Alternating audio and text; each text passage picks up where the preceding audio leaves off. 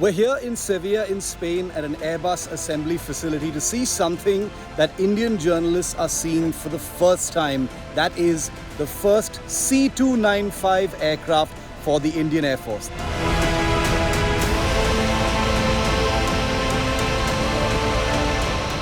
This aircraft is the first one that's been built by Airbus, a part of 16 such aircraft that are going to be built at this sprawling facility and delivered very soon. This particular aircraft is going to be delivered in just the next few weeks to the Indian Air Force, after which 15 more such aircraft will be built at this precise facility in Seville in Spain for delivery to the Indian Air Force.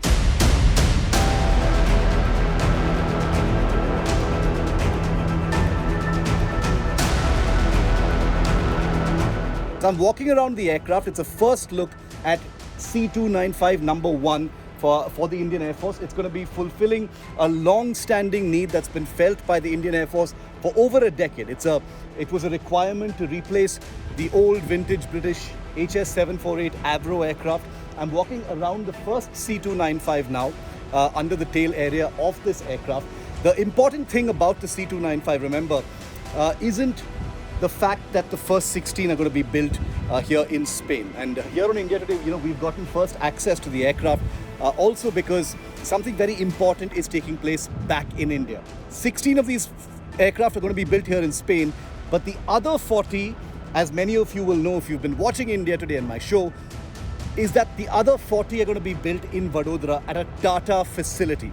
These aircraft will have their technology transferred by Airbus to their partner Tata, and then Tata becomes the first Indian private sector company to build military aircraft for the Indian Armed Forces. The Indian Air Force operates aircraft like the AN-32, the Avros of course are being phased out, but these aircraft are going to be fulfilling an extremely crucial need. Remember, the Air Force operates aircraft for many different things, but its transport aircraft are crucial because India is geographically large. We've got all kinds of terrain. This particular aircraft is capable of landing on unprepared surfaces.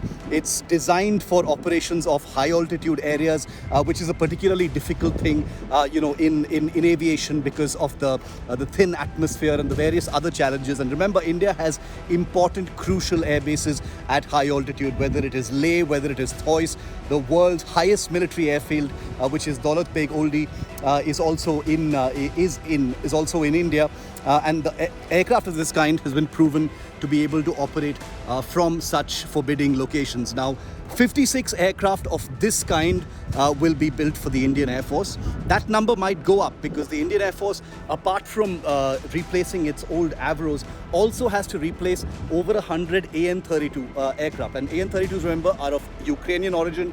Great aircraft, they're workhorses of the Indian Air Force, but they are also aging and will need to be replaced by new generation transport aircraft of the kind that the C295 is.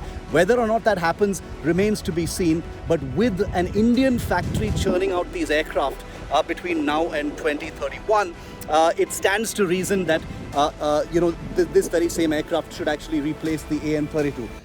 Apart from the Indian Air Force's own requirement, this is a very versatile aircraft in the sense it's not just a transport aircraft. Look at it as a bit of a Swiss Army knife.